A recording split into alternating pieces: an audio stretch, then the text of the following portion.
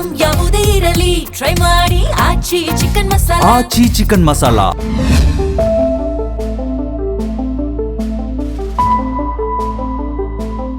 ನಮಸ್ಕಾರ, ನೀವು ನೋಡ್ತಾ ಇದ್ದೀರಾ ಜಿ ಕನ್ನಡ ನ್ಯೂಸ್. ನಾನು ಶಿವರಾಮು. ದಿನದ ಎಲ್ಲ ಪ್ರಮುಖ ಸುದ್ದಿಗಳನ್ನು ನೋಡೋಣ.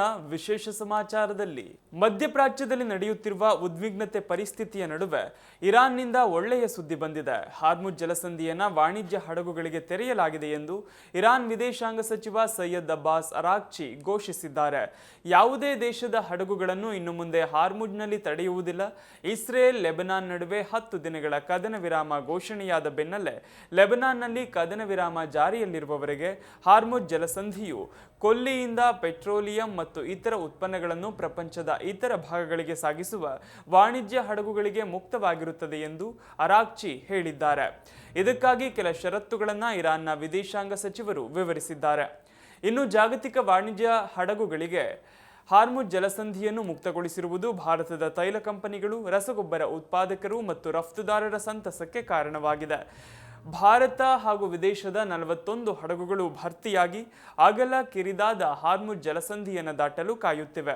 ಫೆಬ್ರವರಿ 28ರಂದು ಅಮೆರಿಕ ಮತ್ತು ಇಸ್ರೇಲ್ ಜಂಟಿಯಾಗಿ ದಾಳಿ ಆರಂಭಿಸಿದ ಬಳಿಕ ಇರಾನ್ ಈ ಜಲಸಂಧಿಯಲ್ಲಿ ಸಂಚಾರ ನಿರ್ಬಂಧಗೊಳಿಸಿತ್ತು. ಮುಂಗಾರು ಹಂಗಾಮಿನಲ್ಲಿ ಬಿತ್ತನೆಗೆ ಮುನ್ನ ಭಾರತದ ಕೃಷಿ ಕ್ಷೇತ್ರಕ್ಕೆ ಅಗತ್ಯವಾಗಿರುವ ರಸಗೊಬ್ಬರವನ್ನು ಹೊತ್ತಿರುವ 12ಕ್ಕೂ ಹೆಚ್ಚು ಹಡಗುಗಳು ಜಲಸಂಧಿ ದಾಟಲು ಕಾಯುತ್ತಿವೆ. ಹಾರ್ಮುಜ್ನ ಪಶ್ಚಿಮದಲ್ಲಿ ಕಾಯುತ್ತಿರುವ ಹಡಗುಗಳಲ್ಲಿ 15 ಭಾರತೀಯ ಹಡಗುಗಳಾಗಿದ್ದರೆ ಉಳಿದ 26 ವಿದೇಶಿ ಹಡಗುಗಳಾಗಿವೆ. ಈ ಪೈಕಿ 10 ಕಚ್ಚಾ ತೈಲದ ಹಡಗುಗಳು, 4 LPG ಟ್ಯಾಂಕರ್ಗಳು ಮತ್ತು 3 LNG ಒಯ್ಯುವ ಹಡಗುಗಳು ಸೇರಿವೆ ಎಂದು ತಿಳಿದು ಬಂದಿದೆ. ಮಂಡ್ಯದ KRS ಜಲಾಶಯದ ನೀರಿನ ಮಟ್ಟ ಮತ್ತಷ್ಟು ಕುಸಿತ ಕಂಡಿದ್ದು ಈಗ 90 ಅಡಿಗೆ ಇಳಿದಿದೆ. ಕಾವೇರಿ ನೀರನ್ನೇ ಅವಲಂಬಿಸಿರುವ ಬೆಂಗಳೂರು ಸೇರಿದಂತೆ ಹಲವು ಜಿಲ್ಲೆಗಳಿಗೆ ಮುಂದಿನ ದಿನಗಳಲ್ಲಿ ಜಲಕಂಟಕ ಎದುರಾಗುವ ಸಾಧ್ಯತೆ ಇದೆ. 124.80 ಅಡಿ ಗರಿಷ್ಠ ಮಟ್ಟ ಹೊಂದಿರುವ ಜಲಾಶಯದಲ್ಲಿ ಸದ್ಯ ಕೇವಲ 22 TMC ನೀರು ಮಾತ್ರ ಶೇಖರಣೆ ಇದೆ. ಇದರಲ್ಲಿ ಸುಮಾರು 7 TMC ಡೆಡ್ ಸ್ಟೋರೇಜ್ ಆಗಿದ್ದು ಬಳಕೆಗೆ ಲಭ್ಯವಿರುವುದು ಕೇವಲ 15 TMC ನೀರು ಮಾತ್ರ. ಪ್ರಸ್ತುತ 66 ಕ್ಯೂಸೆಕ್ ಒಳಹರಿವು ಇದ್ದರೆ ಹೊರಹರಿವು 4388 ಕ್ಯೂಸೆಕ್ ಇದೆ ಎಂದು ಮಾಹಿತಿ ಲಭ್ಯವಾಗಿದೆ. ಮುಂಗಾರು ಮಳೆ ವಿಳಂಬವಾದರೆ ಬೆಂಗಳೂರು, ಮೈಸೂರು, ಮಂಡ್ಯ ಸೇರಿದ ಹಾಗೆ ಕಾವೇರಿ ನೀರಿನ ಅವಲಂಬಿತ ಪ್ರದೇಶಗಳಲ್ಲಿ ಕುಡಿಯುವ ನೀರಿನ ಪೂರೈಕೆ ಮೇಲೆ ಗಂಭೀರ ಪರಿಣಾಮ ಬೀರುವ ಸಾಧ್ಯತೆ ಇದೆ. ಈಗಾಗಲೇ ಬೆಂಗಳೂರಿನ ಹಲವು ಭಾಗಗಳಲ್ಲಿ ನೀರಿನ ಸಮಸ್ಯೆ ಕಾಣಿಸಿಕೊಳ್ಳುತ್ತಿದೆ. ರಾಜಾಜಿನಗರದ ಚಾಮುಂಡಿನಗರದಲ್ಲಿ ಸುಮಾರು 3000ಕ್ಕೂ ಹೆಚ್ಚು ಕುಟುಂಬಗಳು ಮಧ್ಯರಾತ್ರಿ ಹನಿ ನೀರಿಗಾಗಿ ಕಾಯುವ ಪರಿಸ್ಥಿತಿ ಸೃಷ್ಟಿಯಾಗಿದೆ. ಇನ್ನು ಲಗ್ಗೆರೆ ಭಾಗದಲ್ಲಿ ಶುದ್ಧ ಕುಡಿಯುವ ನೀರಿನ ಬೆಲೆ ಏರಿಕೆಯಾಗಿದ್ದು ಜನರು ದೂರದ ಪ್ರದೇಶಗಳಿಂದ ನೀರು ತರಬೇಕಾದ ಸ್ಥಿತಿ ಉಂಟಾಗಿದೆ. ಅಲ್ಲದೆ ನೆಲಮಂಗಲದಲ್ಲಿಯೂ ನೀರಿನ ತೀವ್ರ ಕೊರತೆ ವರದಿಯಾಗಿದೆ. KRSನಲ್ಲಿ ನೀರಿನ ಮಟ್ಟ ಕುಸಿತವು ಮುಂದಿನ ದಿನಗಳಲ್ಲಿ ನಗರ ಹಾಗೂ ಗ್ರಾಮೀಣ ಪ್ರದೇಶಗಳ ನೀರಿನ ನಿರ್ವಹಣೆಗೆ ಸರ್ಕಾರಕ್ಕೆ ದೊಡ್ಡ ಸವಾಲು ಆಗಲಿದೆ ಎಂದು ಅಂದಾಜಿಸಲಾಗಿದೆ. ರಾಜ್ಯ ಸರ್ಕಾರವು ಜನಗಣತಿ ಕಾರ್ಯ ಮತ್ತು ಸಿಬ್ಬಂದಿ ಕೊರತೆಯ ಕಾರಣ ನೀಡಿ ಗ್ರೇಟರ್ ಬೆಂಗಳೂರು ಪ್ರದೇಶದ ನಗರ ಸ್ಥಳೀಯ ಸಂಸ್ಥೆಗಳ ಚುನಾವಣೆಯನ್ನು ಸೆಪ್ಟೆಂಬರ್ 30, 2026ರವರೆಗೆ ಮುಂದೂಡುವಂತೆ ರಾಜ್ಯ ಚುನಾವಣಾ ಆಯೋಗಕ್ಕೆ ಅಧಿಕೃತವಾಗಿ ಪತ್ರ ಬರೆದಿದೆ.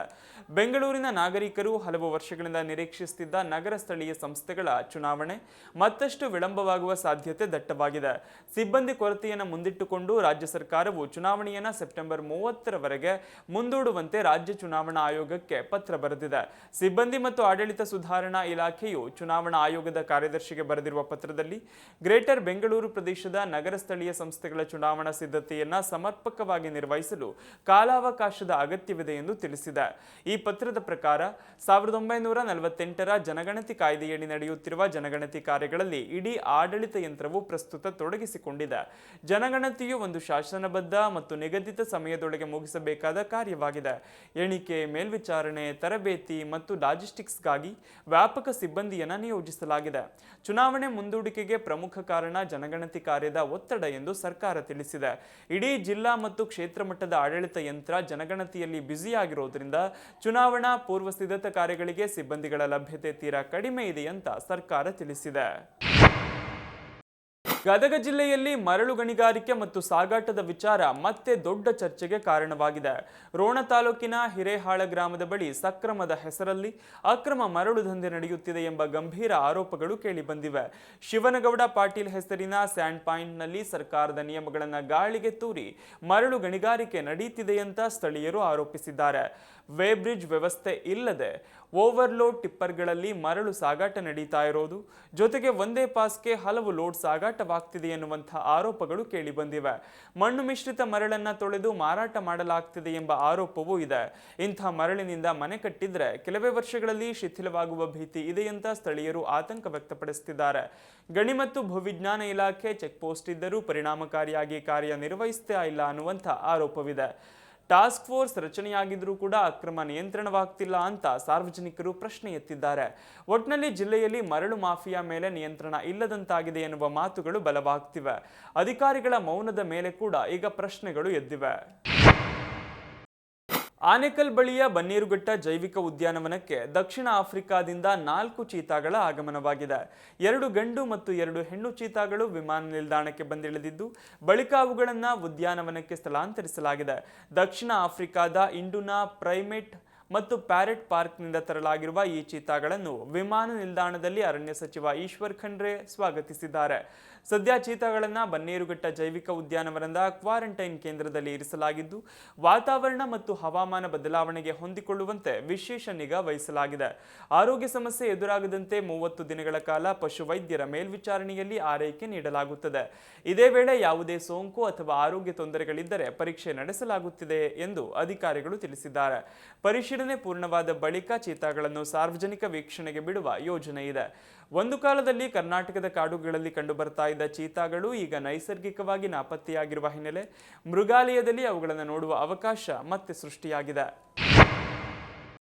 ಲೋಕಸಭೆಯಲ್ಲಿ ಮಹತ್ವದ ಸಂವಿಧಾನ ತಿದ್ದುಪಡಿ ಮಸೂದೆ ಸೋಲು ಕಂಡಿದೆ.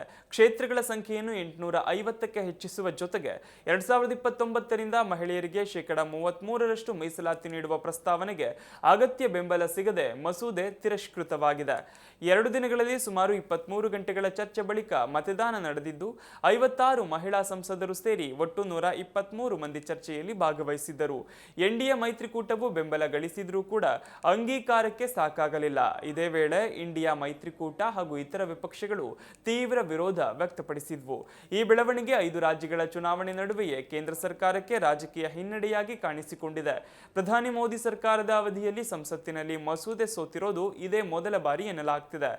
ಸಂವಿಧಾನದ 131ನೇ ತಿದ್ದುಪಡಿ ಮಸೂದೆ ಪ್ರಕಾರ 2011ರ ಜನಗಣತಿಯ ಆಧಾರದಲ್ಲಿ ಕ್ಷೇತ್ರ ಮರುವಿಂಗಡಣೆ ಹಾಗೂ ಮಹಿಳಾ ಮೀಸಲಾತಿ ಜಾರಿಗೆ ಯೋಜನೆ ಇತ್ತು. ಆದರೆ ಮಸೂದೆ ಸೋಲಿನ ಬಳಿಕ ಸಂಬಂಧಿತ 2 ಮಸೂದೆಗಳನ್ನು ಮುಂದೂಡುತ್ತೇವೆ ಅಂತ ಕೇಂದ್ರ ಸಚಿವ ಕಿರಣ್ ರಿಜಿಜು ತಿಳಿಸಿದ್ದಾರೆ. ಲೋಕಸಭೆಯಲ್ಲಿ ಬಹುನಿರೀಕ್ಷಿತ ಮಹಿಳಾ ಮೀಸಲಾತಿ ತಿದ್ದುಪಡಿ ಮಸೂದೆ ಪತನಗೊಂಡಿದ್ದು ಇದರ ಬೆನ್ನಲ್ಲೇ ಸಂಸತ್ ಭವನದ ಆವರಣದಲ್ಲಿ ಎನ್ಡಿಎ ಮೈತ್ರಿಕೂಟದ ನಾಯಕರು ಬೃಹತ್ ಪ್ರತಿಭಟನೆ ನಡೆಸಿದ್ರು. ಲೋಕಸಭೆಯಲ್ಲಿ 131ನೇ ಸಂವಿಧಾನ ತಿದ್ದುಪಡಿ ಮಸೂದೆ 2026 ಅಂಗೀಕಾರಗೊಳ್ಳುವಲ್ಲಿ ವಿಫಲವಾದ ಹಿನ್ನೆಲೆ ಬಿಜೆಪಿ ವಿರುದ್ಧ ಪ್ರತಿಪಕ್ಷಗಳು ಮತ್ತು ಎನ್ಡಿಎ ನಾಯಕರು ಆಕ್ರೋಶ ವ್ಯಕ್ತಪಡಿಸಿದ್ರು. ಸದನದಲ್ಲಿ ಅಗತ್ಯ ಸಂಖ್ಯಾಬಲದ ಕೊರತೆಯಿಂದಾಗಿ ಮಸೂದೆ ಬಿದ್ದು ಹೋದ ಬೆನ್ನಲ್ಲೇ ನಾಯಕರು ಸಂಸತ್ತಿನ ಗಾಂಧಿ ಪ್ರತಿಮೆ ಮುಂದೆ ಜಮಾಯಿಸಿ ಘೋಷಣೆಗಳನ್ನು ಕೂಗಿದ್ರು. ಇದು ಪ್ರಜಾಪ್ರಭುತ್ವದ ವಿರೋಧಿ ನಡೆ ಎಂದು ತೀವ್ರ ವಾಗ್ದಾಳಿ ನಡೆಸಿದ್ರು. ಮತ್ತೊಂದೆಡೆ ದೆಹಲಿ ವಿರುದ್ಧ ತಮಿಳುನಾಡು ಗೆದ್ದಿದೆ ಎಂದು ತಮಿಳುನಾಡು ಸಿಎಂ ಸ್ಟಾಲಿನ್ ಹೇಳಿದ್ದಾರೆ. ಬಿಜೆಪಿ ಮತ್ತು ಅದಕ್ಕೆ ಬೆಂಬಲ ನೀಡುವ ಸೇವಕರ ಅಹಂಕಾರವನ್ನು ಹುಟ್ಟಡಗಿಸುತ್ತೇವೆ ಎಂದು ಟ್ವೀಟ್ನಲ್ಲಿ ಪೋಸ್ಟ್ ಮಾಡಿದ್ದಾರೆ. ಮಹಿಳಾ ಮೀಸಲಾತಿ ಮಸೂದೆ ಮತ್ತು ಲೋಕಸಭಾ ಕ್ಷೇತ್ರಗಳನ್ನು ಹೆಚ್ಚಿಸುವ ಮಸೂದೆಗಳು ಸೋತ ಬೆನ್ನಲ್ಲೇ ತಮಿಳುನಾಡು ಸಿಎಂ ಈ ರೀತಿಯಾಗಿ ಟ್ವೀಟ್ ಮಾಡಿದ್ದಾರೆ. ಮಸೂದೆ ಪ್ರತಿಗಳಿಗೆ ಬೆಂಕಿ ಇಡುವ ಫೋಟೋವನ್ನು ಎಕ್ಸ್ನಲ್ಲಿ ಅವರು ಹಂಚಿಕೊಂಡಿದ್ದಾರೆ. ಅಲ್ಲದೆ ವಿಪಕ್ಷಗಳ ವಿರುದ್ಧ ಕೇಂದ್ರ ಗೃಹ ಸಚಿವ ಅಮಿತ್ ಶಾ ಕಿಡಿಕಾರಿದ್ದಾರೆ. ಮಹಿಳೆಯರಿಗೆ 33% ಮೀಸಲಾತಿ ನೀಡುವ ಮಸೂದೆಯನ್ನು ತಿರಸ್ಕರಿಸುವುದು, ಅದನ್ನು ಸಂಭ್ರಮಿಸಿ ವಿಜಯೋತ್ಸವ ಕೂಗುವುದು ನಿಜಕ್ಕೂ ಖಂಡನೀಯ ಮತ್ತು ಕಲ್ಪನೆಗೂ ಮೀರಿದ ಕೃತ್ಯ ಎಂದು ಅವರು ಕಿಡಿಕಾರಿದ್ದಾರೆ. ಈ ಕುರಿತು ಟ್ವೀಟ್ ಮಾಡಿರುವ ಅವರು, ಲೋಕಸಭೆಯಲ್ಲಿ ಬಹಳ ವಿಚಿತ್ರ ದೃಶ್ಯವೊಂದು ಬಯಲಾಯಿತು. ಕಾಂಗ್ರೆಸ್, ಟಿಎಂಸಿ, ಡಿಎಂಕೆ ಹಾಗೆಯೇ ಸಮಾಜವಾದಿ ಪಕ್ಷಗಳು ನಾರಿಶಕ್ತಿ ವಂದನಾ ಆಡಳಿತಕ್ಕಾಗಿ ಅಗತ್ಯವಾದ ಸಂವಿಧಾನ ತಿದ್ದುಪಡಿ ಮಸೂದೆಯನ್ನು ಅಂಗೀಕರಿಸಲು ಅವಕಾಶ ನೀಡಲಿಲ್ಲ. ಮಹಿಳಾ ಮೀಸಲಾತಿಯನ್ನು ತಿರಸ್ಕರಿಸುವುದು ನಿಜಕ್ಕೂ ಖಂಡನೀಯ ಎಂದಿದ್ದಾರೆ. ಇರಾನ್ ಸಂಘರ್ಷದ ಮಧ್ಯೆ ಅಮೆರಿಕ ಅಧ್ಯಕ್ಷ ಡೊನಾಲ್ಡ್ ಟ್ರಂಪ್ ಭಾರತ ಮತ್ತು ಪಾಕಿಸ್ತಾನ ನಡುವಿನ ಸಂಭವನೀಯ ಯುದ್ಧವನ್ನು ತಡೆಯಲು ತಾನು ನೆರವಾದೆ ಎಂದು ಮತ್ತೆ ಹೇಳಿಕೊಂಡಿದ್ದಾರೆ. ತನ್ನ ಮಧ್ಯಸ್ಥಿಕೆಯಿಂದ 30ರಿಂದ 50 ಮಿಲಿಯನ್ ಜನರನ್ನ ಸಾವಿನಿಂದ ರಕ್ಷಿಸಿ ಸಂಘರ್ಷವನ್ನು ತಡೆದಿದ್ದೇನೆ ಎಂದು ಹೇಳಿದ್ದಾರೆ. ಹಲವು ಬಾರಿ ಭಾರತ ಪಾಕಿಸ್ತಾನ ಯುದ್ಧ ನಿಲ್ಲಿಸಿದ್ದು ನಾನೇ ಎಂದು ಡೊನಾಲ್ಡ್ ಟ್ರಂಪ್ ಹೇಳಿಕೊಂಡು ಬಂದಿದ್ದರು. ಅವರು ಯಾವ ಯುದ್ಧ ಎಂದು ಇದುವರೆಗೆ ಉಲ್ಲೇಖಿಸಿಲ್ಲ. ಅವರ ಹೇಳಿಕೆಗಳು ಆಪರೇಷನ್ ಸಿಂಧೂರ್ ನಂತರದ ಅವಧಿಯನ್ನು ಒಳಗೊಂಡಂತೆ ಭಾರತ ಪಾಕ್ ನಡುವಿನ ಹಿಂದಿನ ಉದ್ವಿಗ್ನ ಸಂದರ್ಭಗಳನ್ನು ಸೂಚಿಸುವಂತಿವೆ. ಆ ಸಮಯದಲ್ಲಿ ಭಾರತೀಯ ಸಶಸ್ತ್ರ ಪಡೆಗಳು ಪಾಕಿಸ್ತಾನದಲ್ಲಿನ ಉಗ್ರ ಗುರಿಗಳ ಮೇಲೆ ದಾಳಿ ನಡೆಸಿದ್ದವು. ಭಾರತ ಪಾಕಿಸ್ತಾನದೊಂದಿಗೆ ಇರುವ ಎಲ್ಲಾ ವಿಚಾರಗಳು ದ್ವಿಪಕ್ಷೀಯವಾಗಿವೆ ಎಂದು ನಿರಂತರವಾಗಿ ಹೇಳಿಕೊಂಡು ಬಂದಿದ್ದು ಹಿಂದಿನ ಸಂಕಷ್ಟ ಸಂದರ್ಭಗಳಲ್ಲಿ ಮೂರನೇ ವ್ಯಕ್ತಿಯ ಮಧ್ಯಸ್ಥಿಕೆಯನ್ನ ತಿರಸ್ಕರಿಸಿದೆ. ಟ್ರಂಪ್ ಅವರ ಇತ್ತೀಚಿನ ಹೇಳಿಕೆಗೆ ಭಾರತ ಅಥವಾ ಪಾಕಿಸ್ತಾನದಿಂದ ಯಾವುದೇ ಅಧಿಕೃತ ಪ್ರತಿಕ್ರಿಯೆ ಬಂದಿಲ್ಲ. ನಾನು ಶಾಂತಿದೂತ, ಕೊಲ್ಲಬಹುದಾಗಿದ್ದ ಯುದ್ಧವನ್ನ ನಾನು ತಡೆದಿದ್ದೇನೆ, ಭಾರತ ಪಾಕಿಸ್ತಾನ ಯುದ್ಧ ನಿಲ್ಲಿಸಿದ್ದೇನೆ ಅಂತ ಟ್ರಂಪ್ ಸಾರ್ವಜನಿಕ ಭಾಷಣದಲ್ಲಿ ಹೇಳಿಕೊಂಡಿದ್ದಾರೆ. ಇದಿಷ್ಟು ಈ ದಿನದ ಪ್ರಮುಖ ಸುದ್ದಿ. ನೋಡ್ತಾ ಇರಿ ಜಿ ಕನ್ನಡ ನ್ಯೂಸ್, ಸತ್ಯವೇ ಸುದ್ದಿಯ ಜೀವಾಳ.